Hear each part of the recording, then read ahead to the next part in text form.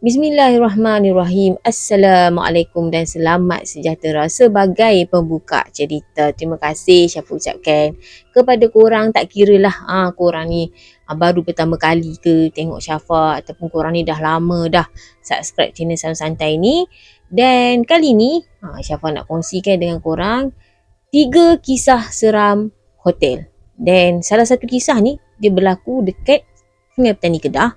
Dan dia agak orang kata ramai jugalah yang kongsikan kisah ni satu ketika dulu, sebab kejadian ni berlaku lebih kurang tahun 1998. Tak pasti sama ada korang pernah baca ataupun tak kisah ni. Dan sebelum tu macam biasa, kalau korang tak like lagi video ni, korang bolehlah tekan butang like. Kalau korang tak subscribe lagi channel Sam Santai ni, korang bolehlah tekan butang subscribe. Okey korang, siapa pun tak nak lah berita panjang-panjang, jom Syafa kongsikan kepada korang kisah yang pertama. Kisah yang pertama ni, yang kongsikan kisah ni dia sebut diri dia aku dalam cerita. Jadi untuk memudahkan Syafa ceritakan kepada korang, Syafa beri nama samaran lah dekat dia, nama Eddie. Okey, Eddie ni dia boleh dikategorikan sebagai orang yang sensitif. Orang sensitif ni bukannya kuat merajuk tu ya, bukan yang tu. Tapi orang yang boleh merasai kehadiran makhluk-makhluk halus. Dan kalau kawan-kawan Eddie ni nak pergi bercuti, dia suka bawa dia sebab dia ni bolehlah check tempat tu ada orang kata ada makhluk halus ke, ada hantu ataupun tak. Jadi Eddie ni dia dihantar untuk bertugas dekat Sungai Petani sebanyak 2 kali. Okey, mula-mula tu dia dihantar bertugas selama 2 minggu dan dia ditempatkan dekat satu hotel lah, kira tempat dia menginap lah. Bila dia sampai dekat hotel tu, Eddie cakap Eddie tak tahulah perasaan dia, rasa macam bercampur bau. Dia cakap gundah gulana, macam-macam dia rasa, sedih lah, dia rasa cemas, semua ada. Eddie ni dia ditempatkan dekat bilik paling hujung dekat blok baru. Bila dia masuk je dekat dalam bilik tu, dia tengok lah bilik tu berhabuk lah, bersawang. Kiranya bilik tu dah lama lah tak ada orang menginap dekat dalam tu kan. Dan kebetulan dekat luar bilik hotel tu pula ada pokok sukun. Jadi orang kata pokok sukun ni kan orang kata tempat antara tempat tinggal makhluk halus. Jadi Eddie ni pun minta lah untuk ditukarkan bilik dan dia dapat. Dan sepanjang dia duduk berminggu dekat hotel tu tak ada apa-apa masalah. Jadi yang bermulanya kejadian-kejadian seram yang Eddie alami ni masa dia ditugaskan kali kedua dekat Sungai Petani, dan dia menginap dekat hotel yang sama. Tapi dia tak dapat lah dekat bilik yang sebelum ni yang dia menginap tu. Eddie beritahu mula-mula macam minggu pertama tu tak ada apa-apa masalah lah. Dan masuk minggu yang kedua dia mula mengalami orang kata gangguan lah, iaitu setiap kali pukul 1 pagi ataupun 2 pagi dia akan terjaga sampailah waktu subuh. Dan satu hari tu waktu malam dia nak tutup lah, dia nak check lah segala, orang kata sama ada pintu bilik dia dah berkunci ataupun tak, selindor dia dah berkunci ataupun tak. Tiba-tiba dia terbau bau bangkai tikus. Dia duduk mencarilah kan, daripada mana bau bangkai tikus ni. Secara tiba-tiba kan dia bau. Jadi dia pun duk fikir balik, kalau kata bau bangkai tikus tu daripada taman dekat bawah dekat dengan hotel itu, mustahil lah. Sebab masa petang tu dia duduk kat balkoni hotel tu, tak ada pula dia bau bangkai tikus. Jadi dia pun tidur macam biasalah. Pukul 1-2 pagi dia akan terjaga. Dan kali ni dia nampak, Eddie cakap dalam bilik dia ni ada macam banyak perhiasan cermin. Jadi dia nampak lah daripada cermin-cermin tu ada macam lembaga tengah terbang dekat keliling dia. Esok tu dia balik bilik dia, balik kerja, dia baca Yasin. Bila dia baca Yasin lepas isyak tu dia tertidur. Dan bila dia tersedar, dia rasa bilik dia ni penuh dengan makhluk halus. Dan pada masa yang sama juga dia bau limau urut. Dan dia dengar suara tau, Eddie cakap. Dia tak tahu suara tu cakap apa, tapi apa yang dia rasa, suara tu macam tak menerima kehadiran dia dekat dalam bilik tu. Jadi Eddie ni masa tu dia serba salah tau. Kalau kata dia tunggu dekat dalam bilik tu, mungkin ada sesuatu yang tak diingini berlaku dekat diri dia. Jadi dia pun nekat keluar, dia bawa Walkman dia bawa bantal, dia pakai baju suit, dia pergi tidur dekat lobi. Masa tu tak ada handphone lagi, jadi bawa Walkman je lah kan. Masa dia duduk kat lobi tu, dia tidur, bila pagi pekerja hotel tu gerak dia. Jadi pekerja hotel tu gerak bagi tahu tanyalah dia kan kenapa dia tidur kat situ.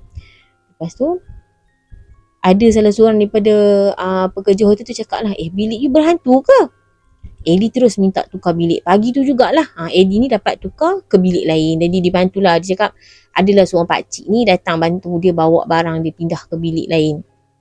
Pakcik ni kira staff hotel tu jugalah. Petang tu dia balik kerja, resepsionis bagi tahu dia ni dah pindahkan barang dia ke bilik yang lain pula. Katanya bilik yang dia duduk tu, yang sebelum ni kan yang pagi tu jauh. Tak ada orang kata jauh satu hal. Walaupun dekat tapi banyak bilik kosong lah.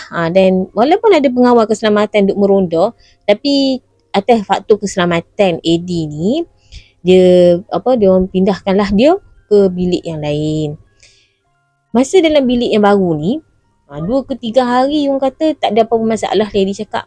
Sampailah ke satu malam tu, dia dengar ada orang berkawat dekat dalam bilik dia dengan dekat luar bilik. Bila dia buka mata, dia tak nampak sesiapa pun.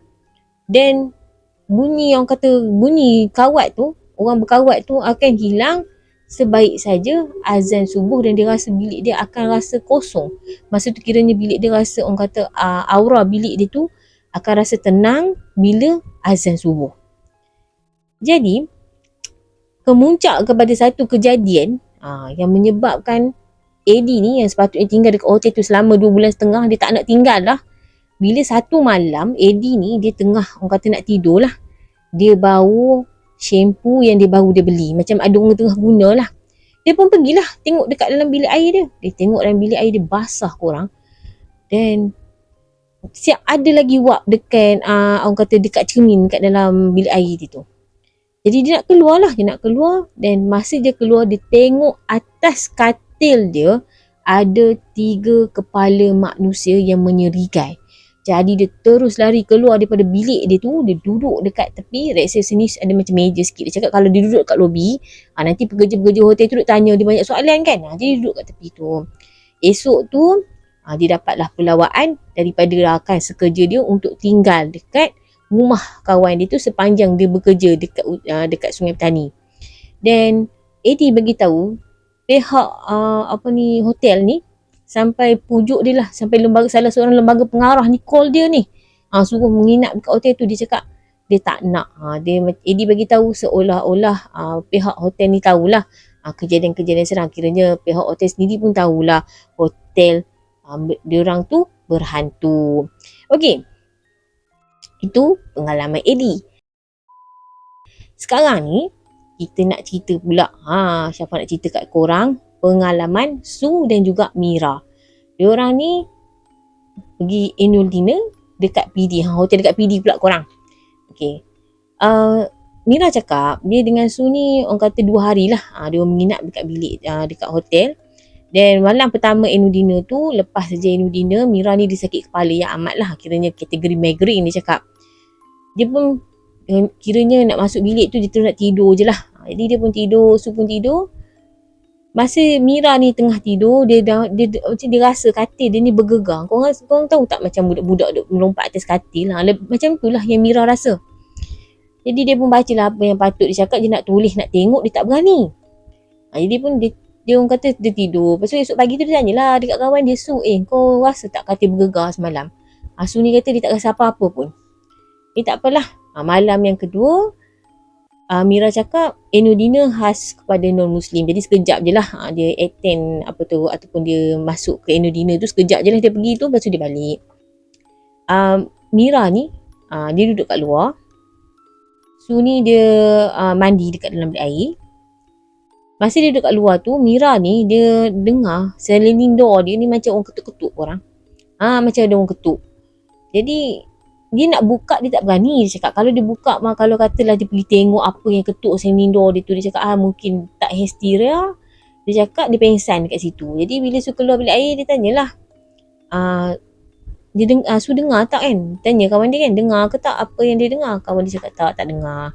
So jadi itu adalah pengalaman Su dan juga Mira. Biasalah korang setiap orang kata setiap hotel tu mesti dia ada lah orang kata bilik-bilik yang berhantu. Ala biasalah bilik hotel korang, bukan ni tiap hari orang nak minap. Macam sekolah je ramai orang nak minap pun, sampai full bilik hotel lah. Tak tahulah siapa yang dapat bilik berhantu tu, nasib je lah kan. Nak buat macam mana. Janji kita nak pergi mana-mana jangan lupa baca ayat berdinding. Okey korang, Syafa nak kongsikan dengan korang kisah yang ketiga ni. Kisah yang ketiga ni kisah tentang satu hotel dekat JB. Yang Syafa tahu dia siap mention lagi hotel apa, tingkat berapa, bilik nombor berapa. Tapi Syafa tak nak lah kongsi dengan korang sebab Syafa takut pihak orang kata menjejaskan reputasi hotel tersebut. Mungkin yang berkongsi kisah ni orang kata dia ni orang kata ditentukan oleh Allah untuk dia menginap dekat bilik tu. Jadi kisah hari ni dialami oleh Fazli, yang mana Fazli dengan isteri dan anak dia 2 orang menginap dekat satu hotel, yang mana hotel ni bagi Fazli dia cakap okey lah, selesa lah dia dengan anak-anak dia dengan isteri dia. Dan masa dekat hotel tu sebelah malam dia tidur agak lewat sikit lah. Fazli cakap tidur lewat sikit, jadi isteri dengan anak-anak dia tidur dulu. Masa dia tengah tidur lebih kurang pukul 3:30 pagi, isteri dia gerak dia bagi tahu yang terdengar suara tangisan. Jadi dia pun terdengar lah bila dia jaga tu. Fazli cakap dia dengar jugalah suara tangisan tu. Sambil dia baca apa yang patut, dia bangun, dia buka semua lampu dan dia bacalah, terus membaca ayat-ayat suci Al-Quran. Sampailah suara menangis, perempuan menangis tu senyap. Lebih kurang setengah jam jugalah Fazli cakap suara perempuan menangis tu. Dan apa yang diberitahu kepada Fazli cakap ada pernah lah dekat level yang dia duduk tu, tingkat yang dia duduk tu, pernah terjadinya kes bunuh. Tak tahulah sama ada kes dibunuh ataupun membunuh diri yang membabitkan seorang gadis berbangsa Cina. Okey, setakat ni sajalah perkongsian Syafa. Tapi sebelum tu Syafa nak bagi tahu dekat korang satu tips yang korang boleh amalkan, korang boleh lakukan kalau korang pergi menginap dekat hotel. Yang pertama sekali, kalau korang nak masuk kat dalam bilik hotel tu, ni cara Syafa lah. Okey, masa korang nak masuk ke dalam bilik hotel tu, pastikan korang ucapkan Salamun ala Sulaiman fil alamin. Lepas tu bila dah masuk ke dalam bilik tu, korang ketuk-ketuk lah segala bantal-bantal, segala apa, kalau ada seninduk, ada tingkat, korang buka aja. Sebab kita tak tahu bilik tu dah berapa lama tak ada orang duduk kan. Dan untuk korang yang pergi secara solo, orang kata pergi seorang-seorang lah, kadang-kadang pergi seorang-seorang ni dapat bilik yang ada 2 katil. Maksudnya single bed tu ada dapat 2 kan. Takkan nak tidur dua-dua kan. Jadi satu tu tidur, satu lagi tu korang letak lah barang korang, macam handbag ke, korang punya baju ke. Dan ini adalah salah satu petua ataupun tips yang dikongsikan kepada Syafa. Jadi Syafa kongsikan kepada korang. Okey korang, setakat ni saja perkongsian Syafa. Sesungguhnya yang baik tu datang daripada Allah dan yang buruk tu semuanya datang daripada Syafa. Dan jangan lupa selalu amalkan ayat pendinding. Dan Syafa mendoakan korang semua yang tengah tengok Syafa sekarang ni sentiasa dilindungi oleh Allah daripada gangguan manusia, iblis, syaitan dan juga jin, serta urusan dan juga rezeki korang dipermudahkan. Okey korang, kita jumpa lagi dalam konten yang akan datang. Assalamualaikum.